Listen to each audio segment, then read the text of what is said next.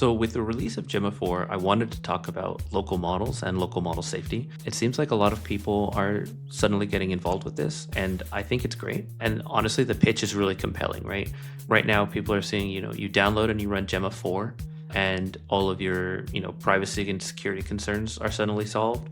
And I get the allure, but there's definitely some traps and pitfalls I wanted to go over. In general, the great thing about local models is that they are very good at keeping your privacy, right? When you have your conversation, all that context stays local to the machine, and that actually ends up being a great benefit for you, right? The problem is that security and safety, along with privacy, are completely different things, right? So effectively, privacy means that the information that you're generating between you and your LLM, that stays on the box, right? That stays on your machine and it doesn't leave. Security is more concerned with somebody else's code getting onto your machine. So one of the biggest problems with Hugging Face is it does relatively little with regard to security. It does run some basic security scanners, but those can only do so much. You're putting a lot of trust into other people and their uploads, right? First of all, one of the biggest things that you have to worry about is the file format that you download. A lot of people download some form of Pickle file. Now, Pickle is a Python deserialization tool, and effectively what that means is you are downloading Python code that is going to run on your machine. Now, in theory, it's just the model, and it lets you run it quite easily with a library like PyTorch. But in practice, you're still downloading somebody else's code and running it on your machine. And it's pretty easy for them to create a backdoor. So definitely be careful anytime you're on Hugging Face using any kind of Pickle file. Now, Hugging Face will say that they run Pickle Scan against this, but there's already been red teams that have shown that by using different file archiving formats and a couple of different tricks that they can basically bypass the scan. So while it is a bit of a minimum due diligence by Hugging Face, any dedicated attacker is going to blow right past it. So if you're new to this ecosystem, definitely don't download any kind of .pt or anything that suggests that it's a Pickle file.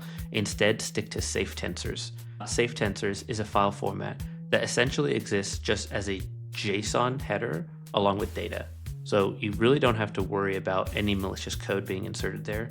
It was audited by Trail of Bits, and so far so good. Nobody's found any security concerns because it's just data and metadata, and you avoid the Pickle problem and the RCE risk altogether. Now, the next risk is a little more insidious and it's much harder to catch, and that's people poisoning the weights of the model. Effectively, this is how we introduce sleeper agents into LLMs, and all it requires is a little bit of fine tuning. So essentially, you have a base model, you add a little bit of fine tuning to do what you want. Now, that's not a problem in general, right? I think one of the benefits of Hugging Face is that you can get a couple of open source models and sort of play with them and merge them together and add a little bit of fine tuning. So let's say you wanted to create a model that could do some security scanning for your code.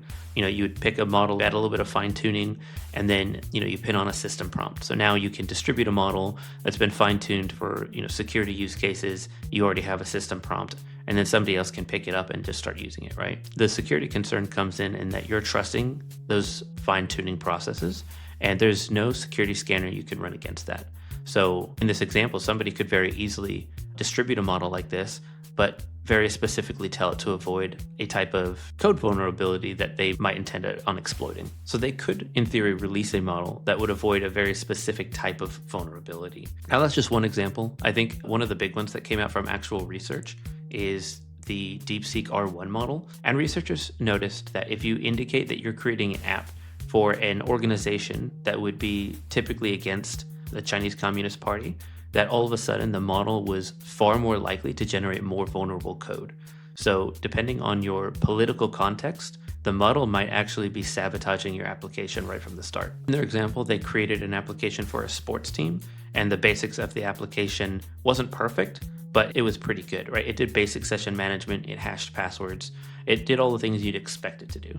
And when the developers specifically mentioned anything that was politically sensitive to the CCP and then created the app, suddenly all the countermeasures you'd expect the app to have built in were missing. So passwords showed up in plain text, API calls were hard-coded in, and there was suddenly no session management. These are essentially what we call sleeper agents, and they even have been proven to survive quantization.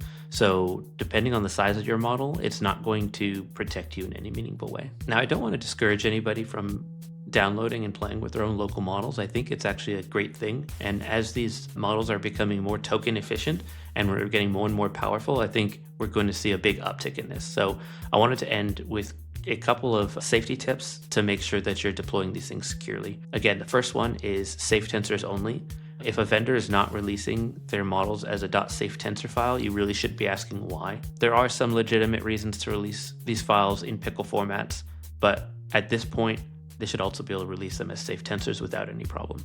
The next one is once you actually have the model local to your machine, make sure you verify the hash. The hash will be pinned on the download, and you can run the same algorithm local to your machine and verify that the copy that you have running local matches the same one that's posted online. The third one is to check the uploader. The official organizations sort of have their own badge and check to make sure that they're official.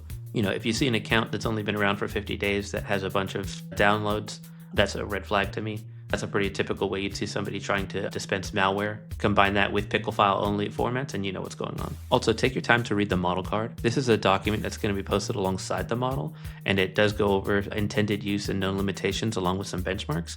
But anybody who hasn't taken the time to fill that out, it kind of is another red flag. I would be cautious about that. And lastly, it might be a little bit of overkill, but if possible, run the model first in an isolated environment. So put it on a separate machine or in a virtual environment that you don't really care if anything goes wrong. Take a minute, study the model, see if it's behaving normally, see if there's any other code that ran. Isolating your model after you've downloaded it online is kind of just a good practice to get into. It's a little bit more advanced, but it's definitely worth its weight. If there's only two things that you take away here, the first one should be only download SafeTensors format, and the second one is only download from approved vendors.